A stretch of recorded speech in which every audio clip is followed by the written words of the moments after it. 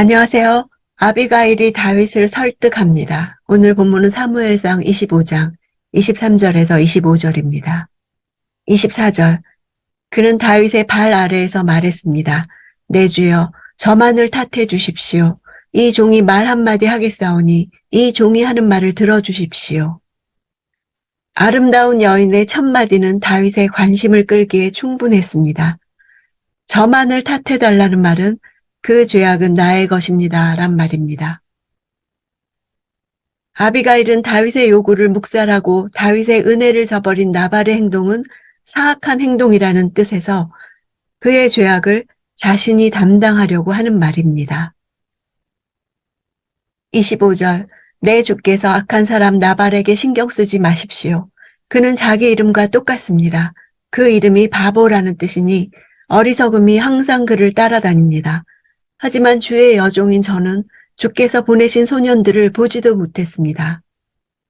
아비가일이 남편 나발의 이름에 대해 말하는 것은 나발이 다윗의 이름을 모욕한 것을 염두에 둔 것입니다. 어리석은이란 말은 성경에 나오는 가장 경멸적인 용어입니다.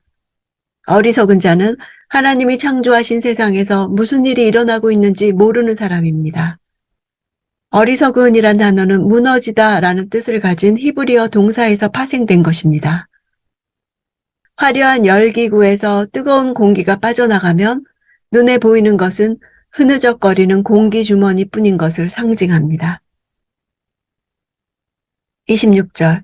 내 주여, 여호와께서는 당신이 피 흘리지 않도록 또 당신의 손으로 직접 복수하지 않도록 막아주셨습니다. 여호와께서 살아계심과 내 주 당신이 살아계심으로 맹세하는데 당신의 원수들과 내 주를 해치려는 모든 사람들이 나발과 같게 되기를 바랍니다. 여호와께서 살아계심과 내 주 당신이 살아계심으로 맹세한다는 것은 하나님이 살아계신 것과 상대방이 살아있는 것이 사실이듯이 자신의 말 역시 틀림없는 진실임을 강조하기 위해 히브리인들이 관용적으로 사용하는 표현입니다. 막아주셨다고 완료형 시제로 쓰여서 앞으로 막으실 것이 아니라 벌써 막으셨다고 말한 것은 하나님이 이미 막으셨으므로 다윗이 절대로 나발을 해쳐서는 안 된다는 뜻입니다. 아비가일은 자신이 자초지종을 알게 됨으로써 다윗이 나발을 치기 이전에 미리 나와 하나님이 원하시는 바를 말할 수 있었던 것 자체를 여호와께서 다윗의 복수를 막으시는 것으로 보았던 것입니다. 나발과 같게 되기를 바란다는 것은 다윗의 원수들은 모두 하나님의 진노에 합당한 사람들이 될 것이라는 뜻입니다. 27절. 그리고 이 선물은 당신의 여종이 내 주께 드리는 것으로 당신을 따르는 사람들에게 주시기 바랍니다. 선물은 나발이 다윗의 부하들을 빈손으로 돌려보낸 것에 대한 것입니다. 선물로 번역된 히브리어는 축복입니다. 양털 축제 중인 나발을 축복하기 위해 온 다윗의 부하들을 빈손으로 돌려보낸 나발의 죄가 아비가일이 다윗에게 바치는 축복을 통해 상쇄되기를 바란 것입니다. 28절. 이 종의 무례함을 부디 용서해 주십시오. 여호와께서 반드시 내 주의 집안을 든든히 세워주실 것입니다. 이는 내 주께서 여호와를 위해 싸우셨고 또 사는 동안 그 어떤 악한 일도 하지 않으셨기 때문입니다. 다윗이 나발을 용서해야 하는 이유를 말하기 위해 앞에 왜냐하면이 있습니다. 여호와께서 반드시 다윗을 위해 견고한 왕권을 세우실 것이기 때문입니다. 여호와께서 그렇게 세우시는 이유는 첫째, 다윗이 여호와의 싸움을 싸우기 때문이고 둘째, 다윗의 삶이 악한 일과 멀기 때문입니다. 마지막 문장, 어떤 악한 일도 하지 않았다. 이 문장은 미래를 나타낼 때 사용되는 미완료형으로도 번역이 가능합니다. 그러니까 당신은 어떤 악한 일도 하지 않을 것입니다. 혹은 명령형으로도 가능합니다. 당신은 어떤 악한 일도 하지 않게 하십시오. 입니다. 당시 아비가일은 이렇게 다양하게 해석될 수 있는 표현을 의도적으로 사용해서 다윗으로 하여금 나발에게 복수할 생각을 거두게 한 것입니다. 29절.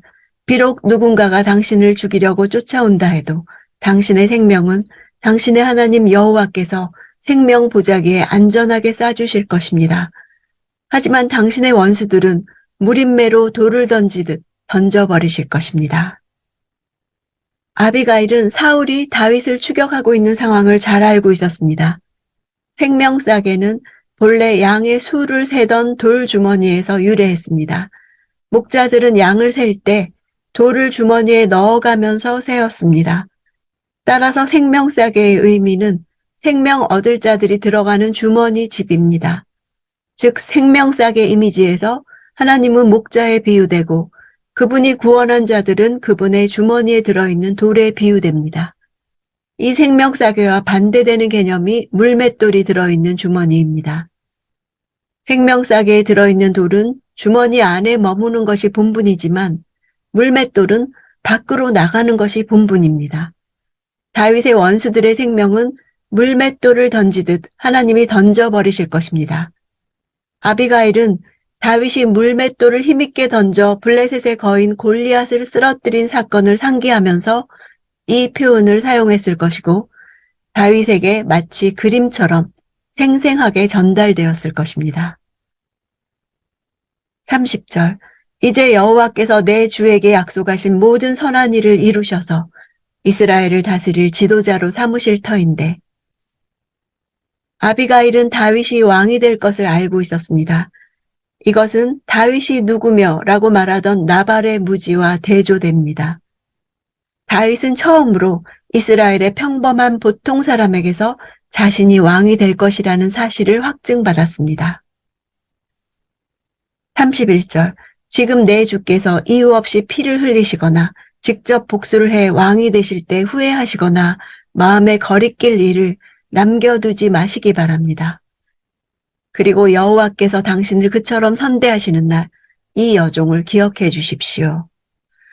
후회한다는 단어는 마음이 흔들거리다, 비틀거리다 라는 뜻입니다. 자기 손으로 직접 나발의 피를 흘리게 되면 장차 이스라엘의 지도자가 되었을 때 극심한 괴로움으로 인해 비틀거리게 될 것이라는 뜻입니다.